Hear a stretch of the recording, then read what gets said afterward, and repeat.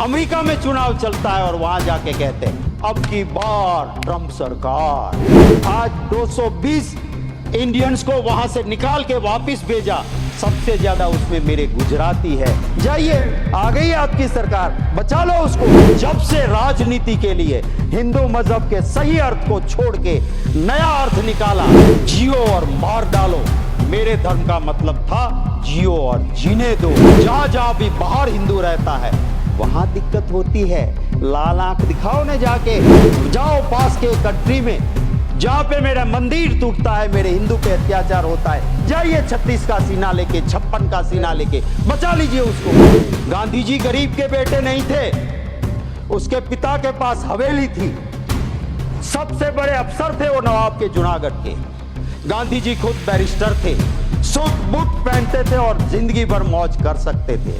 उसने कभी नहीं कहा मैं गरीब का बेटा हूं। आज कोई कहता है मैं गरीब का बेटा हूं और 10 लाख का सूट पहन के बड़े इंडस्ट्रियलिस्ट की सिर्फ सेवा करता है तो उससे भला नहीं होगा। जब जम्मू कश्मीर में जाते हैं, देश के गृह मंत्री कहते हैं सरकार बना दो हमारी, ईद और मुहर्रम पे मुफ्त में गैस सिलेंडर देंगे। भैया गुजरात में तो कब से बनाए हुए हैं, दे दो रामनवमी पे, दे दो जन्माष्टमी पे मुफ्त का सिलेंडर, वहां क्यों नहीं देते हो भाई? कि हमें जरूरत नहीं है। दूसरा कहता है तो कि रेवड़ी बांट रहे हो। जम्मू कश्मीर में पहले कहा बाप बेटी ने बहुत लूटा, फिर बाप के साथ भी सरकार बनाई, बेटी के साथ भी बनाई, और जब देश में दिक्कत लगी चुनाव जीतने में तो बिना तलाक बोले तलाक भी कर दिया। झूठ बिकता है, झूठ बिकता है जुमलों के बाजार में।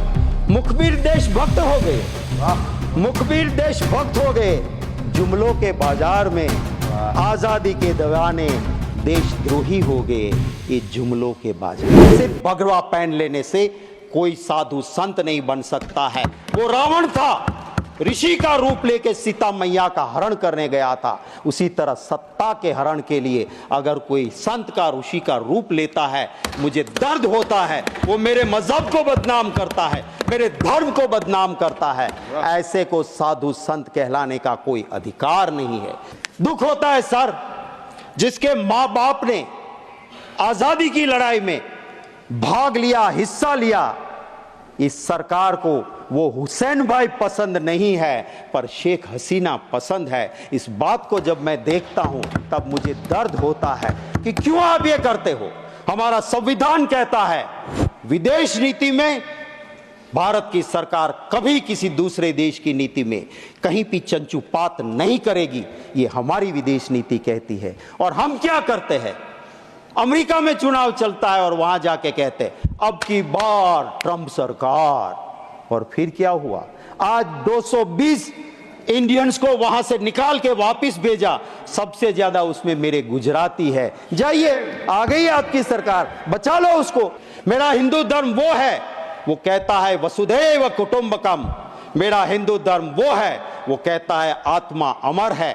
आज आत्मा अगर मरेगी तो किसी और के घर में पैदा होगी। और इसी वजह से पूरी दुनिया में जहां हिंदू गया, जैसे दूध में चीनी मिलती है, मिल गया। कभी दुनिया में हिंदू को कभी दिक्कत नहीं आई थी, पर जब से राजनीति के लिए हिंदू मजहब के सही अर्थ को छोड़ के नया अर्थ निकाला, जियो और मार डालो। मेरे धर्म का मतलब था जियो और जीने दो। जियो और मार दो आया, और उसके बाद जहां जहां भी बाहर हिंदू रहता है वहां दिक्कत होती है। लाल आंख दिखाओ ने जाके, जाओ पास के कंट्री में जहां पे मेरा मंदिर टूटता है, मेरे हिंदू पे अत्याचार होता है, जाइए 36 का सीना लेके, 56 का सीना लेके, बचा लीजिए उसको। आपकी राजनीति की वजह से वहां हिंदू दिक्कत में है। सर दर्द होता है कि जब धर्म की बात को एक पॉलिटिकल इवेंट बनाया जाता है। मेरा हिंदू धर्म वो है, वो एक गरीब के लिए भी कहता है कि मन चंगा कथरोट में गंगा। जाने की जरूरत नहीं, तू गरीब है भाई, तेरा मन साफ है तो तेरी कथरोट में भी मां गंगा है। और जब मां गंगा के पास शास्त्र कहते हैं कोई गलत आदमी जाके स्नान करता है तो मां का प्रकोप भी उठता है और निर्दोष लोगों को जान भी जाती है। मैं सरकार से महोदय आपके जरिए विनती करता हूं, बता दीजिए नाम उनके, कौन कौन वहां पे गए थे, किसकी मृत्यु हुई है। गांधी जी गरीब के बेटे नहीं थे, उसके पिता के पास हवेली थी, सबसे बड़े अफसर थे वो नवाब के जूनागढ़ के। गांधी जी खुद बैरिस्टर थे, सूट बूट पहनते थे और जिंदगी भर मौज कर सकते थे। उसने कभी नहीं कहा मैं गरीब का बेटा हूं, पर जब देखा कि मेरे देश की आजादी की जरूरत है तो सूट बूट छोड़ के धोती पहन के आ गए और आधी धोती पहन के इस देश को आजादी दिलाई। वो गरीब का बेटा नहीं था। आज कोई कहता है मैं गरीब का बेटा हूं और 10 लाख का सूट पहन के बड़े इंडस्ट्रियलिस्ट की सिर्फ सेवा करता है तो उससे भला नहीं होगा। कहां पैदा हुए वो जरूरी नहीं है, आपके मन की मंशा क्या है, देशवासी को उससे फर्क पड़ता है और उसी की मैं उम्मीद जरूर करता हूं। सर कैसी बात होती है जब जम्मू कश्मीर में जाते हैं, देश के गृह मंत्री कहते हैं सरकार बना दो हमारी, ईद और मुहर्रम पे मुफ्त में गैस सिलेंडर देंगे। अरे भैया गुजरात में तो कब से बनाए हुए हैं, दे दो रामनवमी पे, दे दो जन्माष्टमी पे मुफ्त का सिलेंडर, वहां क्यों नहीं देते हो भाई? क्या हमें जरूरत नहीं है? दूसरा कहता है तो कि रेवड़ी बांट रहे हो। तो वोट के लिए आपको कुछ भी करेंगे। जम्मू कश्मीर में पहले कहा बाप बेटी ने बहुत लूटा, फिर बाप के साथ भी सरकार बनाई, बेटी के साथ भी बनाई, और जब देश में दिक्कत लगी चुनाव जीतने में तो बिना तलाक बोले तलाक भी कर दिया। तो ये क्या रीति है राजनीति की? झूठ बिकता है, झूठ बिकता है जुमलों के बाजार में। मुखबिर देशभक्त हो गए, मुखबिर देशभक्त हो गए जुमलों के बाजार में। आजादी के दीवाने देशद्रोही हो गए ये जुमलों के बाजार। हमें चिंता करनी होगी उस युवा के रोजगार के लिए। उसको रोजगार नहीं मिलेगा, देश में लॉ एंड ऑर्डर नहीं बचेगा। हमें चिंता करनी होगी महंगाई की।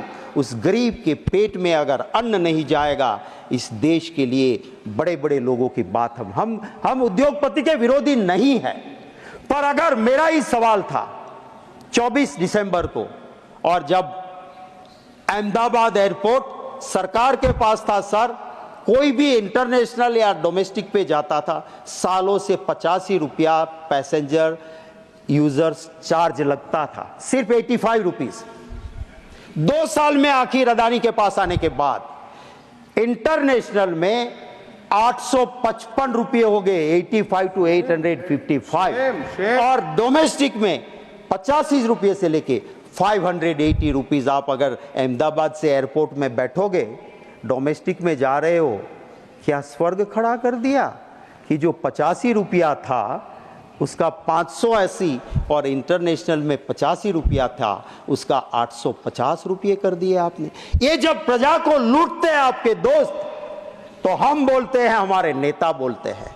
यहां से कोई कह रहा था जब बोलते बोलते कि आपके नेता को बता देना लोकसभा में। हम, अरे भैया हमारे वहां तो छोटा कार्यकर्ता भी हाथ पकड़ के राहुल गांधी को कह सकते हैं, आप में से कोई भी बता दे, सच बोले और बता दे आपके नेता को, हरेन पंड्या का जो हाल हुआ था वो हाल आपका नहीं होगा, तो मैं राजनीति छोड़ दूंगा। सच सुनने की तैयारी वहां नहीं है। यहां तो इंटरनल डेमोक्रेसी है साहब, खुल के बोलते हैं, अपनी बात हम रख सकते हैं। इसी तरह से हम यहाँ के राष्ट्रपति जी के अभिभाषण के मुद्दों पे मैं सिर्फ यही कहूँगा कि जनता की बात करें, उसको परिपूर्ण करें। संक्षेप कर जी, मैं कंक्लूड कर दूं सर। सर स्मार्ट सिटी की बहुत बातें हुई थी, आज के अभिभाषण में वो गुम है। गरीबों के आवाज के आंकड़े और सच्चाई काफ़ी दूर है। मैं दिल से धन्यवाद करता हूँ आपका महोदय, और मेरी बात को यहीं पे ख़त्म करता हूँ। Thank you very much. धन्यवाद शक्ति सिंह जी। श्री ए रहीम।